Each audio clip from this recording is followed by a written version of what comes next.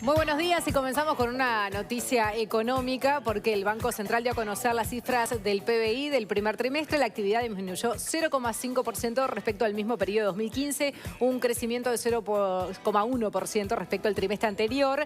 Pero para todo esto, ¿a quién tenemos en la mesa? Nuestra compañera Laura Raffo. ¿Cómo estás, Laura? Muy buenos días. Buena, Laura.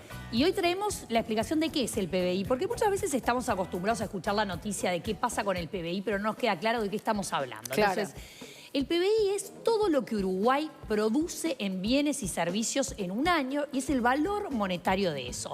¿Y por qué es tan importante? Porque el PBI se utiliza mundialmente para medir la riqueza de los países y el poderío económico de los países. O sea que disminuimos. Bueno, todo eso que acabas de decir.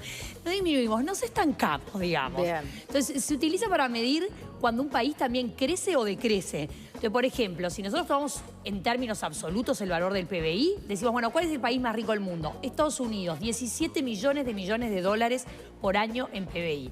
El segundo más rico, China, 10 millones de dólares y así sucesivamente. Pero además de medir y hacer un ranking de qué país es el más poderoso y el más rico del mundo, si nos medimos contra nosotros mismos, cómo aumentó el PBI de un año a otro, vemos si hubo crecimiento económico o no. Cuando aumenta hay crecimiento económico, hay auge. Cuando empieza a aumentar menos hay desaceleración, que lo empezamos a escuchar hace unos años. Claro. Y ahora cuando prácticamente no se crece, hay... Se estanca. Estancamiento. Usted lo ha dicho, Nole, tú te has convertido en una gran analista económica. En esta mesa contigo estoy aprendiendo tanto, tanto, cosa Laura. Impresionante. Eso es tu libro de cabecera, ¿no? Por supuesto. Pero entonces, bueno, el dato que nos acaba de dar el Banco Central, que es que en definitiva el PBI de Uruguay en el primer trimestre del año cayó 0,5 respecto al primer trimestre del año anterior, pero avanzó 0,1 si lo medimos respecto al último del año pasado, implica que estamos estancados. Sin crecer, se terminó esa década de oro en la cual crecían los ingresos de las familias, crecían las exportaciones. Estamos entrando en un momento en el cual al sector externo le está resultando difícil vender por la menor demanda de China, por la crisis de los vecinos, porque hay peores precios de lo que vendemos, de las materias primas.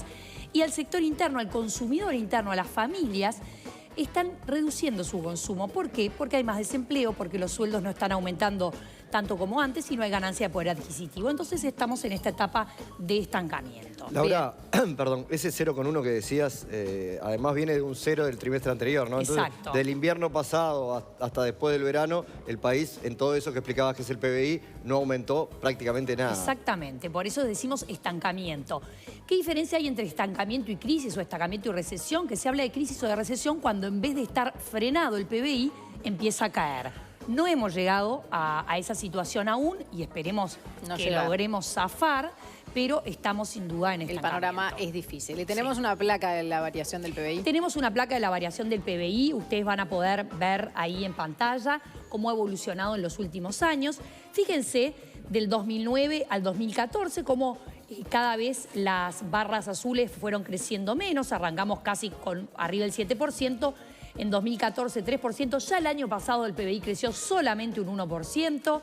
Y este año se estima, según proyecciones oficiales, que el PBI en el total del año crezca 0,5%. Por eso decimos estancamiento. Hay consultoras privadas, ¿no, Juan Miguel, que hablan de menor crecimiento? Sí, sobre todo ahí para 2017, donde el gobierno proyectó 1%. Es esta rendición de cuentas nueva que está presentando en el Parlamento, pero ayer, por ejemplo, la gente de CPA habla de crecimiento 0 para el año que viene. Por eso, es bien complicado el panorama y nos despegamos un poco de la región. Eso te iba a decir, ¿cómo quedamos en el contexto regional? Porque veníamos zafando de lo que le venía pasando a la región, pero hoy por hoy América Latina va a caer este año por segundo año consecutivo, algo que no se daba desde la crisis de la deuda en la década del 80, para que ustedes tengan idea.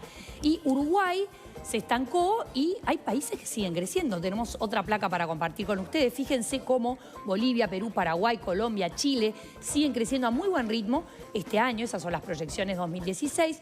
Uruguay solo con ese 0,5 y después empiezan los que están en recesión. Argentina, que va a caer 1%, Brasil 3,8%, Ecuador 4,5% y Venezuela, que es el que está en la situación más crítica de toda la región, que cae un 8%.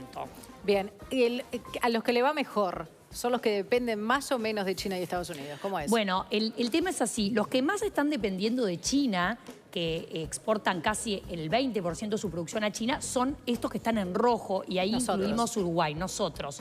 Los otros países zafan un poco más porque están más vinculados a Estados Unidos y con la recuperación económica de Estados Unidos han logrado subirse un poco a esa ola. Bien, Laura, muchísimas gracias. Para la próxima queda la buena noticia prometida. La buena noticia la dejamos para... Estaba, pero la dejamos para la próxima, Sí, porque no nos da tiempo. Estamos